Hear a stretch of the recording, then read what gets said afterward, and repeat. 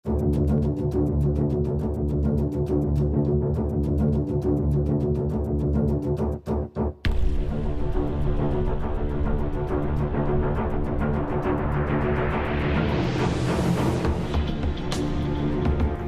का मन्ना 8 दिसंबर 2020। चोर से सबक।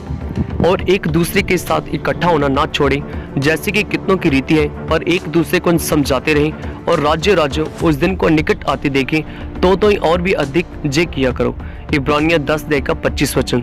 जे निकट आने वाला दिन प्रभु के आगमन को दर्शाता है। इसी पत्री का लेखक इस बात पर जोर देना चाहता है कि जैसे प्रभु का आगमन निकट है, इसलिए हमें एक दूसरे के साथ मिलना और संगति रखना पहले से अधिक करना चाहिए। यदि 2000 वर्ष पूर्व ऐसा था, तो हम जो प्रभु के आगमन में अंतिम घड़ी में आगे हैं, हमें इकट्ठा होना और आराधना करना नहीं छोड़ने के बारे में कितना अधिक सावधान रहना चाहिए।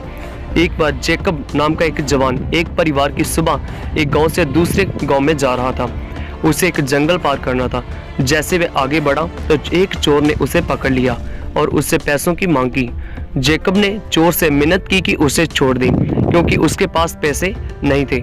चोर ने उसे ये कहकर धमकी दी, यदि वह उसे पैसे नहीं देगा तो वह उसे मार डालेगा।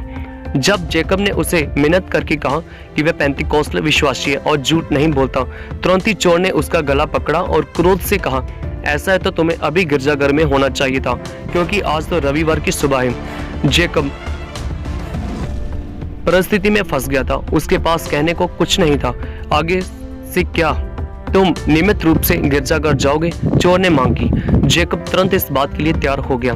तब चोर ने पूछा, क्या तुम दशमांश देते हो?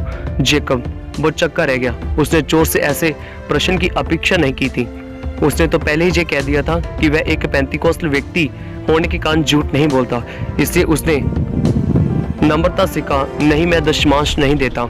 चोर अति क्रोधित हुआ। एक खरगोश के समान उसे हिलाते हुए वह चलाया, क्या तुम आगे से विश्वास योग्य होकर दशमांश दिया करोगे? उसने जल्दी मान लिया और चोर ने उसे जाने दिया। अगले रविवार को जैकब कलीसिया में आया और राना में इस घटना के बारे में गवाही दी। उसका जीवन बदल गया और बाद में वह परमेश्वर का एक अच्छा सेवक बन गया। कलीसिया में जाने और दशमांश देने के लिए चोर के द्वारा पकड़े जाने की प्रतीक्षा न करें। सुबह का मन्ना। God bless you.